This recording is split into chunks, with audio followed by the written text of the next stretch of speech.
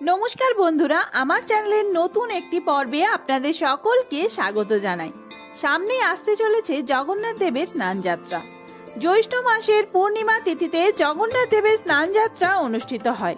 কথিত আছে এই স্নানযাত্রা অনুষ্ঠানের পর জগন্নাথ দেবের জ্বর হয়, তাই 15 দিনের জন্য মন্দিরের দ্বার বন্ধ রাখা হয় এবং ঠিক রথযাত্রার দিন আবার রাজবেশে হাজির হন প্রভু জগন্নাথ দেব, প্রভু বলরাম দেব এবং মাতা সুভদ্রা দেবী।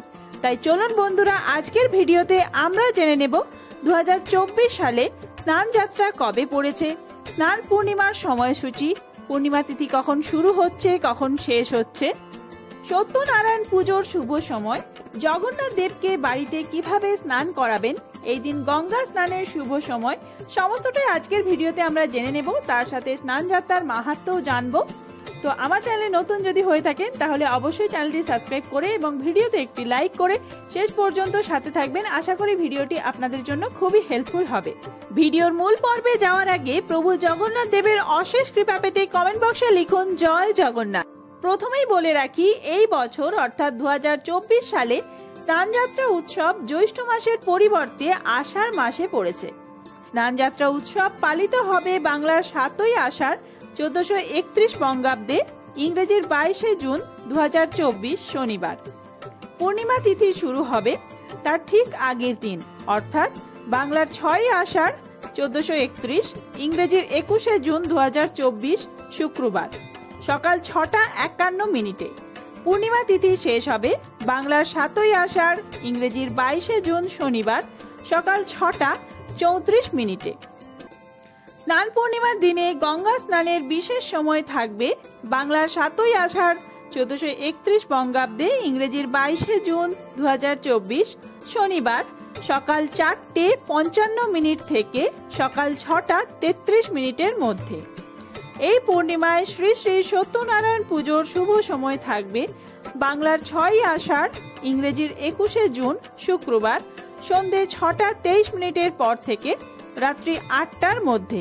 স্নানযাত্রার পূর্বে প্রভু জগন্নাথ দেব, প্রভু বলরাম দেব ও মাতা সুভদ্রা দেবীকে রেশমি কাপড় দিয়ে আবৃত করা হয়। 108টি কলস ভর্তি জল দিয়ে তাদের স্নান করানো হয়। স্নানযাত্রার পরে অর্থাৎ জ্যৈষ্ঠী পূর্ণিমা থেকে আষাঢ়ী অমাবস্যা পর্যন্ত ভগবানকে জনসাধারণের থেকে দূরে রাখা হয়। এই 15 দিন শুধু নিত্য সেবা চলতে থাকে। 15 দিনের পর প্রভু জগন্নাথ দেব, প্রভু বলরাম দেব ও মাতা সুভদ্রা দেবী বিগ্রহকে নবসাজে সাজিয়ে জনসম্মুখে আনা হয়। আর সেই দিনই পুরী সহ অন্যান্য দেশেও ধুমধাম করে পালিত হয় রথযাত্রা।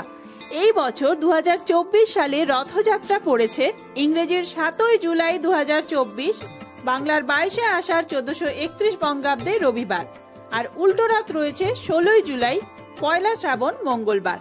এবার আমরা জেনে নেব স্নানযাত্রার দিন প্রভু জগন্নাথ দেব, প্রভু বলরাম দেব এবং মাতা সুভদ্রা দেবীকে বাড়িতে কিভাবে স্নান করাবেন। সকালে উঠে নিজে স্নান সেরে নেবেন। গঙ্গায় গিয়ে স্নান করতে পারলে খুবই ভালো, নয়তো বাড়িতে জলে কিছুটা গঙ্গা জল মিশিয়ে স্নান করে নিতে পারেন।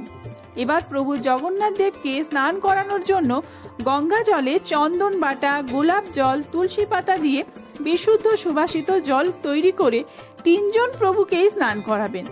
তারপর শুকনো পরিষ্কার কাপড় দিয়ে মুছিয়ে নতুন বস্ত্র পরিয়ে দেবেন। এরপর ফল মিষ্টি ভোগ দেবেন। ভোগের ওপর অবশ্যই তুলসী পাতা দেবেন। এবার হাত জোড়ো করে প্রণাম মন্ত্র বলবেন। নীলাচল নিবাসায় নিত্যায় পরমাত্মে বলভদ্র সুভদ্রাভং জগন্নাথায় তে নমঃ। এর বাংলা অনুবাদ হলো, পরমাত্মা স্বরূপ যারা নিত্যকাল নীলাচলে বসবাস করেন সেই শ্রী বলদেব, শ্রী সুভদ্রা ও শ্রী জগন্নাথ দেবকে প্রণতি নিবেদন করি। এই বলে আপনারা পুষ্প অর্পণ করবেন এবং ধূপ ও প্রদীপ দেখান। তো বন্ধুরা, আজকের ভিডিওটা এই পর্যন্তই। পরবর্তীতে রথযাত্রার ভিডিও আসছে খুব তাড়াতাড়ি। এছাড়াও মনসা পুজো ও আরো অন্যান্য পুজো নিয়ে ভিডিও আসছে। সেই সমস্ত ভিডিও দেখার জন্য অবশ্যই চ্যানেলটি সাবস্ক্রাইব করে সাথে থাকবেন। আর এই ভিডিওটি ভালো লাগলে বন্ধুদের মধ্যে অনেক বেশি শেয়ার করবেন, লাইক এবং কমেন্ট করে জানাবেন ভিডিওটি কেমন লাগলো। ধন্যবাদ।